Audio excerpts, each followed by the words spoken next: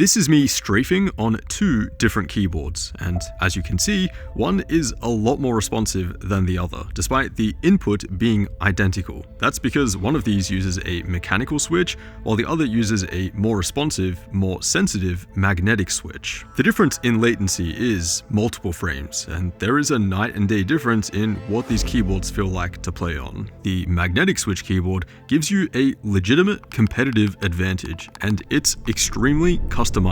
But maybe you don't care too much about a few frames of input lag. What you care mostly about is the sound. Well, Hall effect gaming keyboards have actually come a long way there too. The switches are now pre-lubricated and the tolerances keep getting better every time a new one comes out. But maybe price and value is more important. You only really want to spend $50 on a gaming keyboard. Well, $50 analog keyboards do actually exist. I picked this one up for $45 and I bought another one today, which should be here soon, for $29. We'll see what the performance and the firmware is like, but it at least proves that the hardware on the inside is not that expensive. The days of Cherry MX reds, blues, and browns are gone.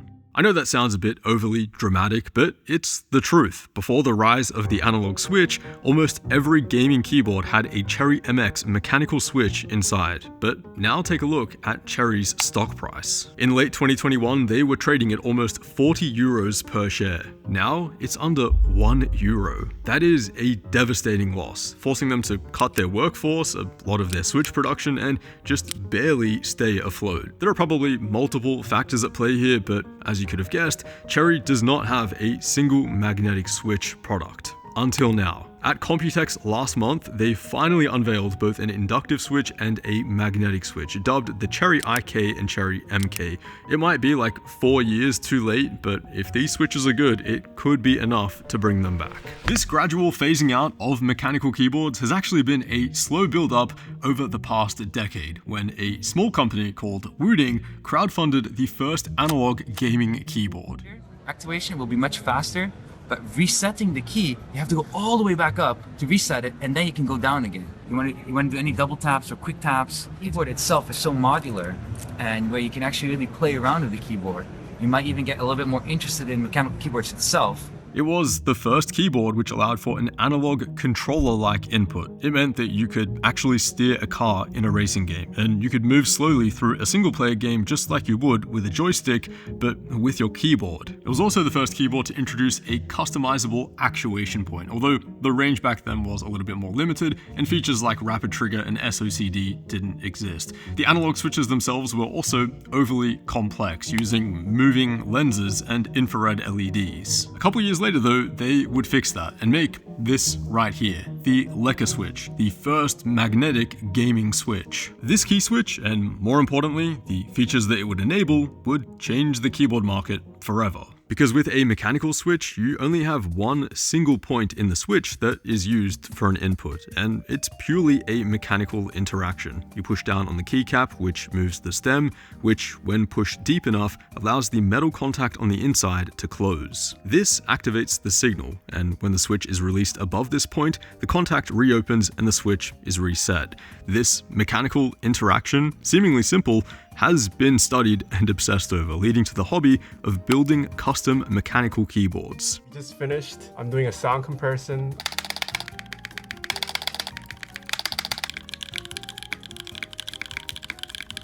Inside this rabbit hole, there are hundreds of different switches to choose from. Different force springs can create a super light or heavy feeling press.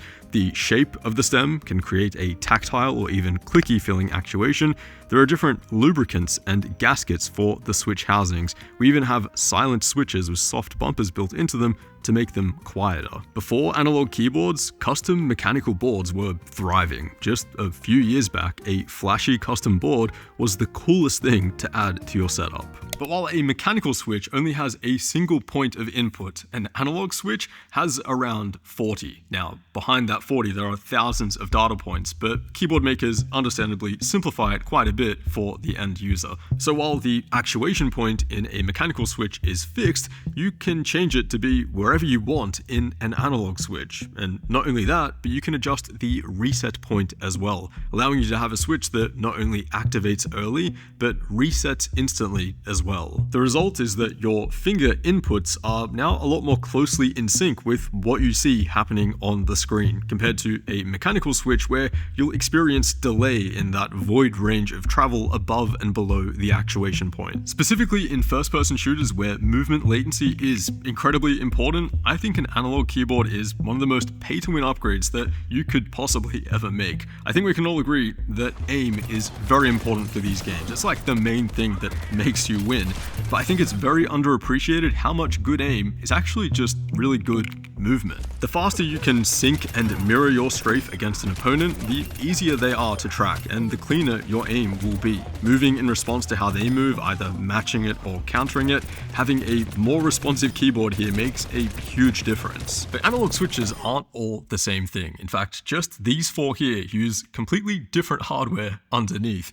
This one here is an optical switch. It uses light passing through the switch stem, and it's almost exclusively used by Razer. The more light that's passing through the stem, the deeper the input. Then we've got the Hall effect switch, which is the most common today. There's no light passing through the stem, there's actually no mechanical contact at all either. These actually use magnets inside the stem and a Hall effect sensor underneath sitting on the circuit board. As the key switch is pushed down, the magnetic field gets stronger against this sensor and creates a measurable change in voltage. Then we have TMR, which is the newest of the four, and it actually operates very similarly to Hall effect. In fact, you can actually use the exact same magnetic switches across TMR and Hall effect boards. What is very different though is the sensor that they use. TMR stands for tunneling magnetoresistance, which is a quantum mechanic phenomenon where electrons pass between two ferromagnets through a very thin barrier film. This is mind-blowing stuff, but basically when our magnetic key switch gets closer to this sensor, the electrons can't tunnel as easily between these two layers, which creates a greater resistance read by the sensor. This is different to Hall effect, where the magnetic switch bends the path of the electrons and creates a direct change in voltage. It's pretty crazy that all of this is happening every time you press a key on one of these analog keyboards. It makes mechanical keyboards look like typewriters. But then there is one more, the inductive switch. These don't use light, mechanical contact, any magnets or sensors at all. What they use is a metal spike attached to the switch stem and an electrical coil underneath. The proximity of the switch here changes the inductance of the coil, which can be measured as a change in voltage. As for what's the superior analog switch technology, well, technically speaking, it's TMR. TMR sensors have higher sensitivity and precision compared to Hall effect, and they also consume less power.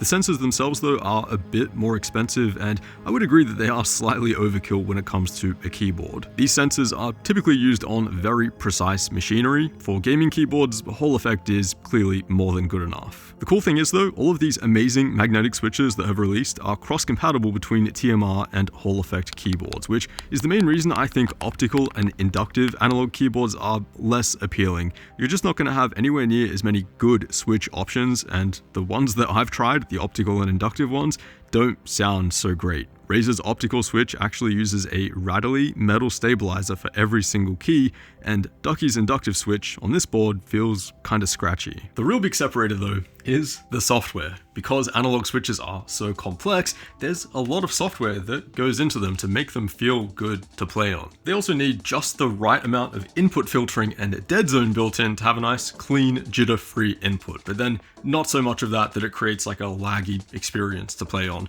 This is all before we even get into just having the correct logic for some of these features built in.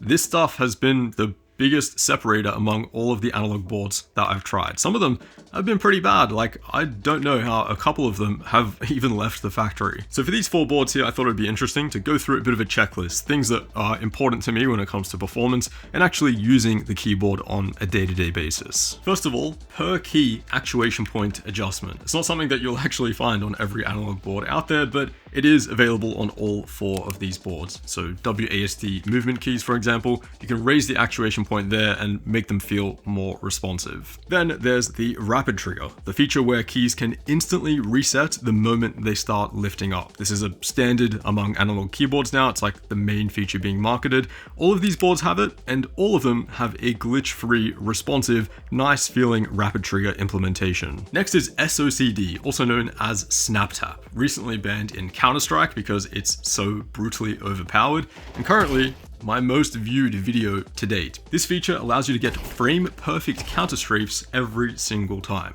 At least it did before they banned it. This feature prioritizes the last pressed movement input only, so there's no movement overlap at all, and as soon as you start pressing in a new direction, that's where you'll start moving, even if the opposite key is still being pressed. Although it's banned in Counter-Strike, this is still an insanely good feature for basically any other FPS game. Next is joystick-like analog movement. This is something that you'd be using in a single-player game or a driving game, for example, to move a little bit more smoothly, a little bit more slowly through the map. It's funny because this was like the main feature of the wooting before rapid trigger was a thing and people realized how insane that was for FPS games. But yeah, that is here on the wooting and it is on the Razer as well, but not the other two, which is unfortunate. Then there are the arrow keys. So all four of these boards are a 60% form factor. On all of them, you can technically rebind that bottom right cluster to be arrow keys. The ducky is the only one though where you can't do this without overwriting the function key. Next is something called dynamic keystroke, or DKS. It allows you to have multiple key presses within a single key stroke. So fast looting in Apex, for example, trying to pick up as many items as you possibly can, just pressing E once will register as 4 separate presses. So the wooting came up with this feature. The Fun 60 also has it, but you can't change the depth of that second actuation point, which means in Apex, for example, you also need to press and hold E to swap weapons and revive, and that's not something that you can do without like awkwardly hovering the key with this setting on the Fun 60. Now, when you have this dynamic keystroke feature on, it's impossible to type with the letter E, which is really annoying. So what I do is actually have a separate profile on my keyboard, which I swap to, which turns this setting on. Sounds super complicated, but I either press FNQ or FNW to basically toggle this setting on. This easy swapping of keyboard profiles though is actually not something that you'll find on many other keyboards out there. Only other keyboard here that has this is the Razer. Then there's the modding potential. I want to have the option to upgrade the switches and the case to something more premium. The wooting is the only one here with different case swap options, although you can also hot swap the switches in the Fun 60. Now, if you're one of the very few mechanical keyboard enthusiasts that are left on planet Earth because you think that gaming keyboards still sound horrible, let me introduce you to the world of custom Hall effect gaming keyboards. What we have here are two 60HEs and an 80HE. I'm just gonna say these are the best sounding keyboards that I've ever owned.